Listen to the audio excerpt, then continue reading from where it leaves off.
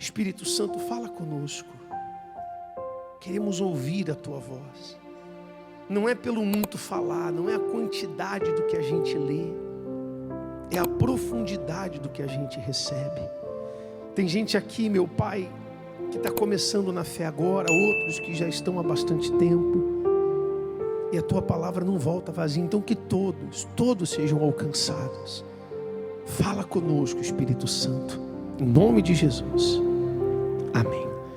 Vamos ler juntos o Salmo 125. Os que confiam no Senhor serão como o monte Sião,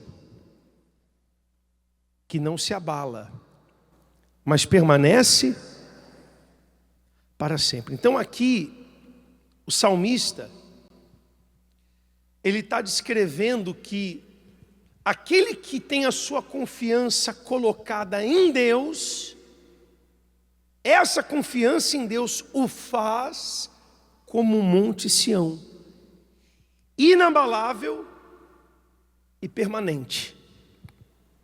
Inabalável e permanente. A pessoa que confia em Deus, ela é inabalável e ela é permanente. Ela não se abala e ela não dura por um pouco de tempo. Você vê que existem pessoas que começaram na fé na Rua do Tijolo. Depois foram para a igreja dos dois leões, não. Aqui da Ban primeiro, depois dos leões, e hoje estão aqui, inabaláveis e permanecendo. Há outros que durante a sua trajetória de fé foram abaladas por ventos, por tempestades, por tribulações, por desertos, e não permaneceram. Então a confiança mostra a qualidade do cristão. Agora, como nasce a confiança? Onde surge a confiança? A confiança nasce quando a gente conhece. Você não confia em um desconhecido. Se eu ouvir alguém me chamar Cucato e eu não conheço a voz, eu posso até olhar, mas eu não vou. Eu não sei quem é. Eu não confio numa voz de quem eu não conheço. Agora, se eu ouvir a minha esposa falar Cucato, oi, eu vou na hora. É a voz de alguém que eu conheço, logo eu confio. Então só confia em Deus. Não ouvi? Quem conhece. Só confia em Deus quem conhece a Deus. E é aí que a gente entra numa grande questão. Nós temos hoje muitos cristãos, eu colocaria entre aspas, temos muitos evangélicos, crentes da Igreja Universal e de outras igrejas que não conhecem a Deus. Por isso não confiam. Conhecem a história, conhecem a informação, viram filme, viram a série, viram as experiências de outras pessoas, mas ela mesma nunca teve essa experiência com Deus, por isso que é tão difícil para ela confiar. O que é simples para algumas pessoas é complicado para outras. Falar de fé para mim é simples, mas às vezes eu me deparo atendendo pessoas que estão começando na igreja, parece que eu estou falando grego, a pessoa não entende, não entra, ela não consegue confiar em Deus, confiar que Ele vai cuidar de tudo, confiar que tudo vai passar, não consegue. E por que não consegue confiar? Porque não conhece. Então, às vezes o tratamento que Deus nos dá, na hora, o não de Deus dói.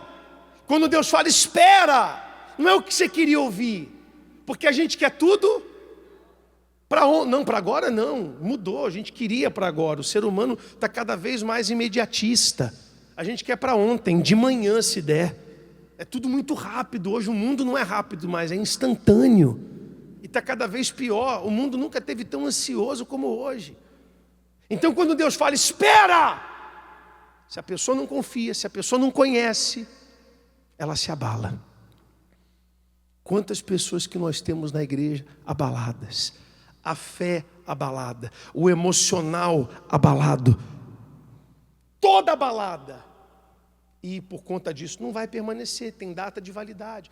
Por isso o principal é você buscar isso. Senhor, eu quero te conhecer, porque eu quero permanecer. Aí ele diz mais, leia lá o versículo 2. Assim como estão os montes à roda de Jerusalém, assim o Senhor está em volta de quem? Do seu povo. Desde agora e para quando? Você já viu o Monte Sião na época que isso aqui foi escrito? Assim, o Monte Sião hoje ele é entendido como toda Jerusalém. Mas a princípio ele era só uma parte, e ele foi, porque ele é uma montanha muito grande. E ele foi sendo entendido como, a partir dos anos, como uma extensão maior.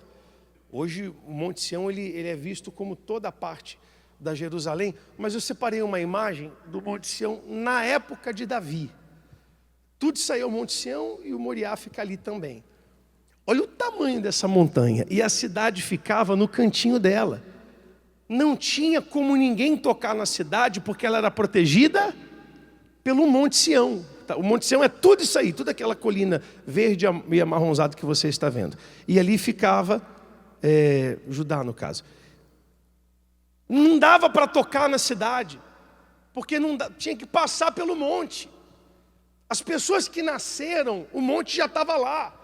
Elas morreram e o monte continuou. E o monte está lá até hoje.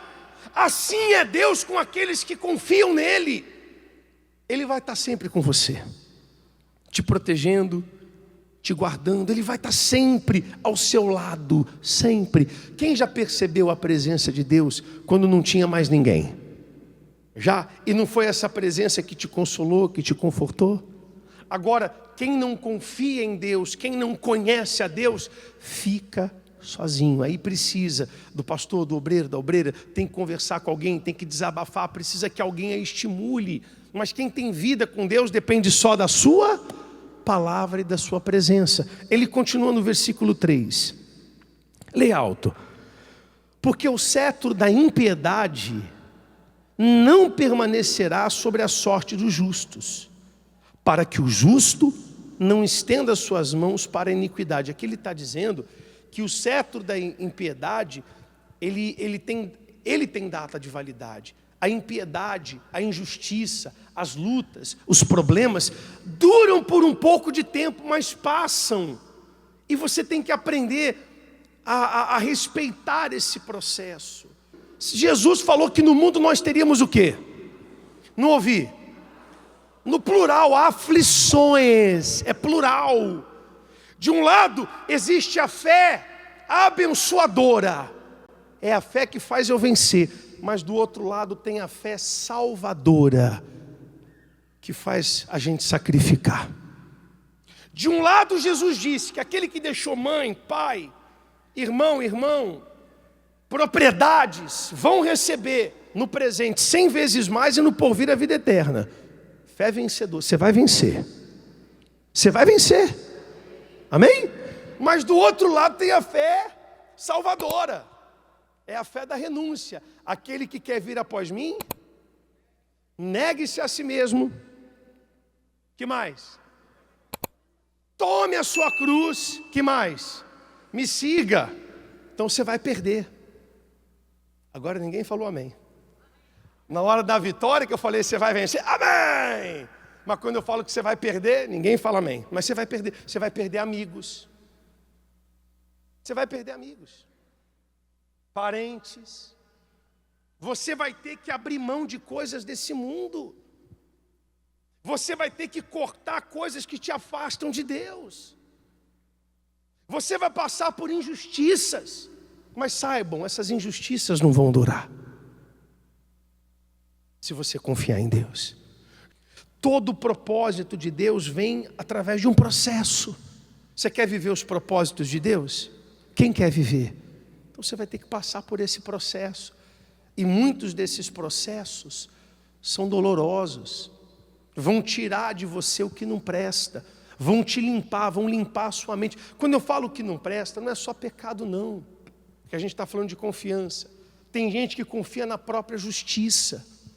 Não porque eu não tenho tanto pecado, porque o meu pecado não é igual ao do outro. Só essa frase já te desqualifica, só essa frase já é pecaminosa.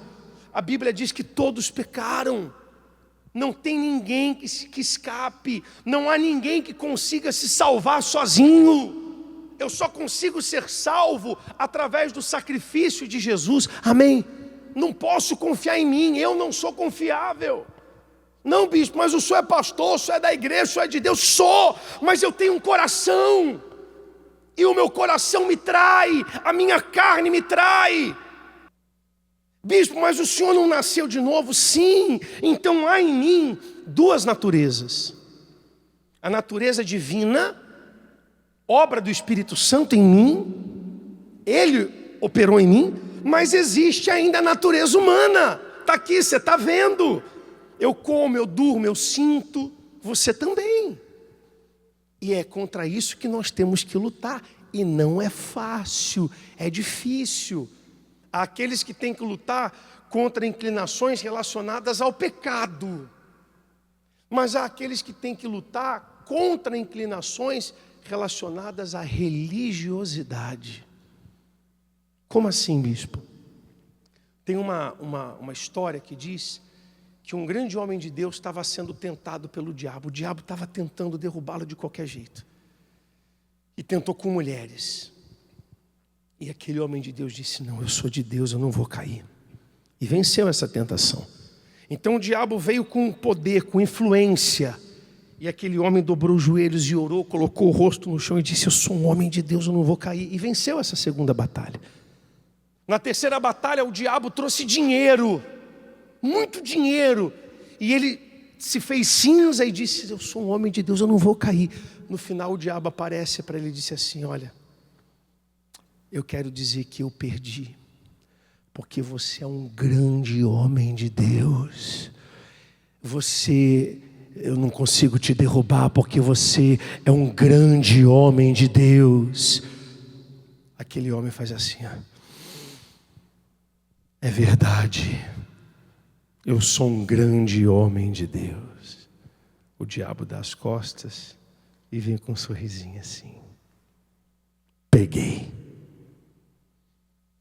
A nossa justiça é trapo de imundície, tá? Não esquece disso, não. A sua atitude mais altruísta não vem de você, vem de Deus. Não deixa a sua vida espiritual ser laço. Às vezes há aqueles que elogiam os outros. Olha, que bacana essa palavra, essa reunião, pastor. Olha a obreira. Não, quando isso vier, dobre os seus joelhos. Amém? Nós não somos nada e nunca seremos. Nós não merecemos o céu. Não merecemos o céu. Se não fosse o sacrifício do Senhor Jesus e tudo aquilo que Ele nos oferece, nós não chegaríamos lá. É por Ele. É graças a dele, vem tudo dele. Amém? Amém? Versículo 4. Faz bem, ó Senhor, aos bons e aos que são retos de coração. Por que Daniel foi lançado na cova dos leões? Porque ele orou, ele se manteve firme na fé e foi lançado na cova dos leões. Mas essa palavra se cumpriu, Deus fez bem a ele. Lá na cova, Deus enviou um anjo que segurou. Deus faz bem para quem se mantém na confiança, para quem se mantém firme. A sua confiança tem grande galardão. Amém? Guarde isso dentro de você. A sua confiança tem grande galardão. A sua perseverança tem grande recompensa. Então permanece.